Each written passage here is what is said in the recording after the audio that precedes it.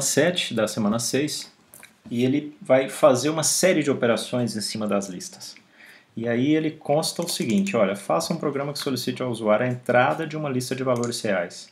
Seu programa deve fazer com que esta entrada se transforme em um vetor de números reais, porque por padrão ele se transforma num vetor de strings. E a seguir fazer uma série de operações, sempre imprimindo o resultado após a operação. E essas são as operações aqui, e a gente vai aprender funções e métodos simples para manipular as listas e resolver todas essas questões que estão aqui. Para a gente separar os problemas, vamos primeiro transformar a entrada num vetor de string e esse vetor de string num vetor de números reais. Vamos fazer essa parte primeiro. Eu vou herdar lá do programa 2 aqui o input aqui. Eu vou chamar só de entrada e eu vou falar assim, ó, entre com lista de valores. Aqui no caso seriam como se fossem valores de preço. Eu não vou colocar somente números, porque eu vou copiar uma outra lista que está ali. E aí o vet, a gente faz, na verdade, eles estão, né, o vet string, o vet1, ele ser igual ao ent.split. Agora o split depende de como vai estar a lista. Como eu vou querer copiar essa lista aqui de valores, olha, e essa lista está separada por vírgula, eu tenho que dizer aqui no split, no parâmetro do split, que a vírgula é um separador. Então nós já aprendemos aqui a usar o split de uma nova maneira. No entanto, ainda falta eu criar um novo vetor, porque eu não vou usar o mesmo, vou preferir não usar o mesmo para ele não ficar multivalorado com valores de diferentes tipos, né? Ainda que ele aceite tipagem dinâmica, eu não quero usar assim, então eu vou colocar num outro vetor, que é o vet2, que eu vou inicializá-lo aqui vazio. Então para eu copiar todo mundo do vet1 para o vet2, passando eles para float, eu faço um for e copio o elemento 1 a 1, sempre convertendo ele para float. Nós vamos ver como. In range, qual que é o intervalo? É o len de vet1. Então, para o comprimento do vet1, né, ele vai fazer o vet2 de índice e receber o vet1 de índice i, porém, esse vet1 de índice i, ele tem que vir como um float. Então aqui a gente aplica a conversão. O vet2 de índice i agora, na verdade não é o vet2 de índice i recebe pelo seguinte, ele ainda não tem um espaço lá dentro, ele não tem nada. Então a gente não pode fazer uma posição dele aqui e receber algum valor. Então o que eu tenho que fazer é o append. Então eu tenho que fazer o vet2.append. Então eu vou appendar no vet2 o quê? O float do vet1 de índice i. Então na verdade eu não posso fazer essa igualdade do vet2 de uma posição porque não existe essa posição. Se eu tivesse vindo aqui e falado, não, tem sim, aqui ó, já criei todos os elementos. Então as posições não existem. Eu podia fazer assim, vet2 de índice i recebe float do vet1 de índice i. Mas não é necessário, né, já que tem o append para a gente usar. Ao final aqui desse processo, a gente já espera que a gente tenha aqui vetor de floats, o vet2. Eu vou dar um print no vet1 e no vet2 para a gente ver aqui. Vou até aproveitar esse print aqui, a gente vai precisar mais dele, já vou deixar ele aqui embaixo guardado. E aqui nós vamos imprimir o vet1 e uma quebra de linha e imprimir o vet2. Vou imprimir o vetor todo, só para a gente ver se ele funcionou bem, se ele de fato converteu, né? Se até aqui foi tudo certo. Já tem um problema, porque já está faltando aqui 2 pontos. Vou rodar de novo.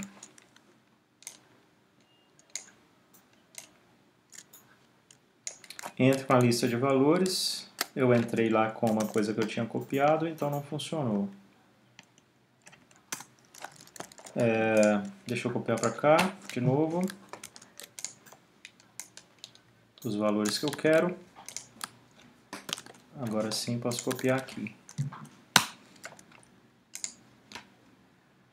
Então, acontecendo, name V1 não, né? VET1. Agora sim, os valores de novo. Então, o que nós estamos vendo aqui, olha? Primeiro que a separação de vírgula deu certo. Isso aqui é uma grande string. E aí vem o split, que se ele encontra vírgula, ele separa os elementos. Então ele separou. No entanto, ele separou em um vetor de strings. Está vendo que o númerozinho está entre aspas? Você está lendo 5.8 achando que é um float aqui? Não é. Isso aqui, na verdade, é uma string, que tem o primeiro caractere 5, o segundo caractere é um ponto e o terceiro é 8. São caracteres alfanuméricos. Pode ser número, pode ser letra, mas é uma string. A gente sabe porque está entre aspas.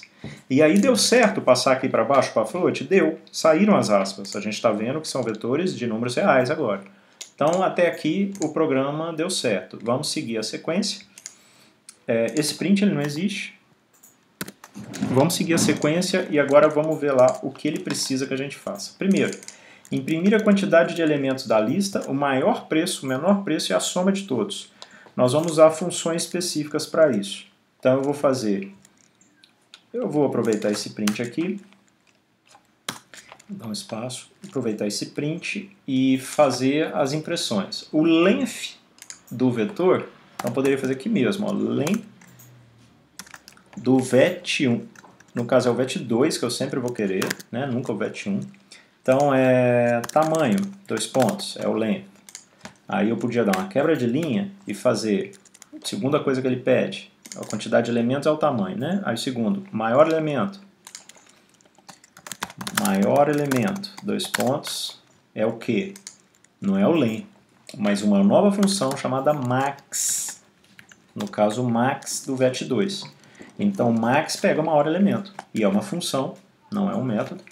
Aí, de novo, menor elemento agora. Se tem o max, claro, vai ter o min. Então, aqui faltou fechar, porque ficou com a chave lá na frente. Então, menor elemento vai ser o min de VET2. E, por fim, uma última quebra de linha aqui, eu vou ter o soma. 2 pontos e sum é a função que faz a soma, no caso, VET2. Bem, parece estar funcionando, a gente corrige os detalhes depois, não vou ficar revisando. Deixa rodar, na hora que rodar, se tiver problema a gente vai ver. Então com esse print a gente está imprimindo comprimento, valor maior, menor valor e a soma de todos eles. Ou seja, é o que pede aqui no item 1.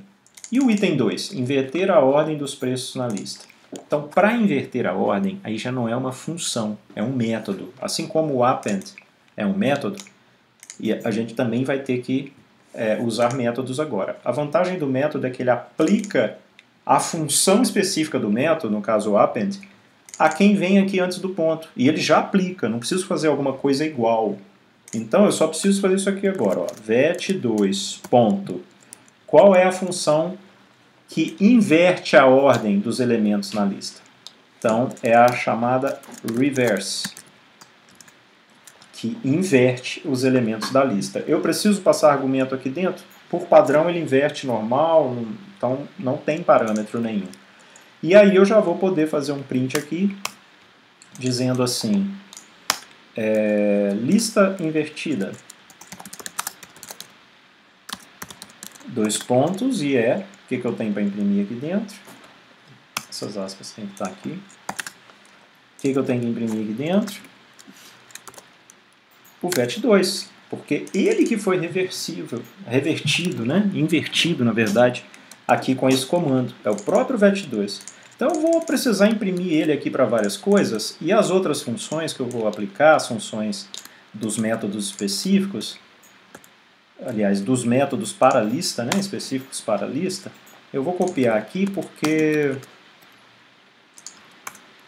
a gente vai ter que replicar ele. Então, primeiro é para inverter a lista. Então, é o reverse. Aí eu imprimo a lista invertida. Depois eu vou ter que fazer uma outra coisa aqui. que é o que? Está pedindo aqui em cima? Ordenar, em ordem crescente. Para ordenar é o sort, sort que ordena. E não precisa de parâmetro especial aqui não. Então aqui eu já tenho a lista ordenada, não é invertida mais. Aí depois, a próxima operação que ele pede, olha, inserir o valor 1 de R$1 na posição 0. Para inserir, nós temos o insert. E aí a gente precisa falar a posição e o valor que a gente quer inserir. No caso, R$1. É o que ele está pedindo.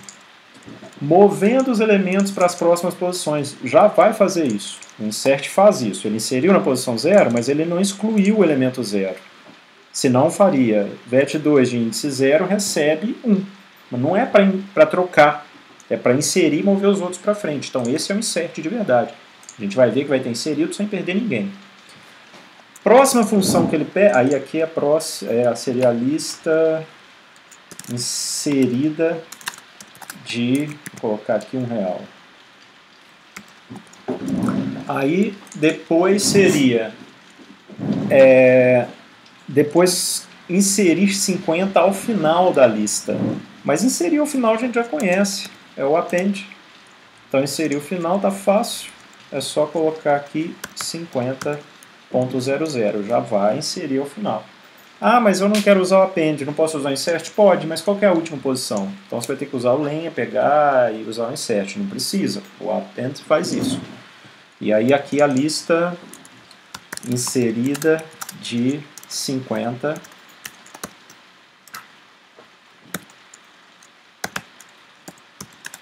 Lembrando que está inserindo ao final, hein? E aqui R$1 foi inserido na posição 0, foi assim que ele pediu.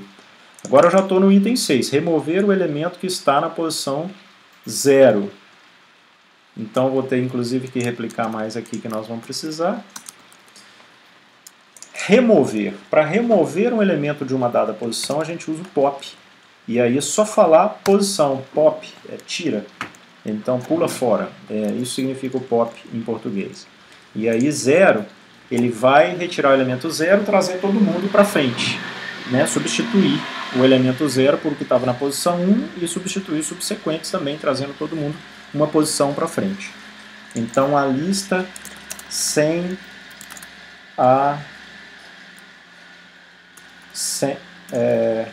com elementos posição 0 retirado. E aí depois ele vai pedir para remover um item de valor 50. É diferente quando a gente remove o elemento numa posição, que aí é o pop, e quando a gente quer remover um item que tem um dado valor. Então, para o item num dado valor é o remove. É remover esse valor. E aí o valor que a gente precisa remover é o 50. Aí veria aqui a lista retirado 50, removido valor de R$50. Supostamente essa lista são de valores de valor de moeda, né? Então por isso que eu estou colocando aqui como os números valores em reais, não é que é número real, é que é na moeda real que a gente está fazendo. Bem, por fim, última coisa que ele pede, olha, replicar a lista para que ela tenha o dobro do tamanho e os valores sejam replicados. Os valores, né? Ela tem o dobro do tamanho, mas não só tem casas lá com valores quaisquer, mas elas têm os mesmos valores na parte 2. Parte 1, parte 2 vai ter o dobro do tamanho e os elementos estarão ali replicados. Então, para isso, a gente faz uma coisa mais simples, que é o próprio vet2 vai receber uma operação sobre o vet2, que é a multiplicação dele por 2. Quando multiplica ele por 2, você está, na verdade, duplicando o tamanho dele e duplicando os elementos que estão lá dentro. Então aqui a gente tem que fazer vet2 igual a vet2 vezes 2, porque não é mais um método. A multiplicação é só uma multiplicação, mas ela também funciona para vetores, para listas no caso. Então a gente tem que fazer vet2 recebe, aqui em cima eu nunca precisei, porque a operação do método remove já altera o vet2, assim como o pop, todos eles que quando tiver vet ponto ele já altera, e aí não tem que preocupar. Então aqui no final, lista duplicada. E aí vai ser o próprio VET2 também. Vamos lá, ver que erro ele encontra. Nós, teoricamente, já estamos imprimindo tudo. Então, entre com os valores, vamos entrar com esses aqui. Ele imprimiu lá um tanto de coisa. Tamanho é 8 mesmo, maior elemento é 10 mesmo, menor elemento é 3.2 isso, a soma deve ser 48.4, a lista invertida, tá vendo? Agora o primeiro elemento é o 6.4, que era o último. A lista ordenada está aqui certinho também, 3.2, 3.5, tudo ordenadinho. A lista inserida de 1, tá vendo agora a posição 1, na verdade a posição 0 tem o valor 1, porque foi inserido. Todos os outros estão aqui, ó, o tamanho da lista aumentou. E isso em cima do que tinha antes, que já era ordenada. As operações foram feitas em ordem, então uma vai pegando o resultado da outra. O vetor de entrada de um acaba sendo o resultado da outra, né, anterior. Então, lista inserida de R$1, tá aqui, lista inserida de R$50, porque aqui a gente inseriu ao final. Então tá aqui o 50, foi inserido com o append. Lista com elemento posição 0 retirado. Então aquele 1 que tinha sido colocado, agora ele foi retirado. Tá aqui. Lista removido valor 50. Então também saiu, tá vendo? Porque a gente não removeu agora um elemento de uma posição, mas sim um elemento que tem um dado valor, que foi de 50. Lista duplicada, tá aqui, ó. Então a lista que era 3.2 até 10, começa tudo de novo depois, olha, vira uma lista só, uma lista do dobro do tamanho. Então com isso a gente viu várias operações sobre listas que vão poder ser muito úteis ao longo do curso e ao longo da vida de programador de cada um de vocês.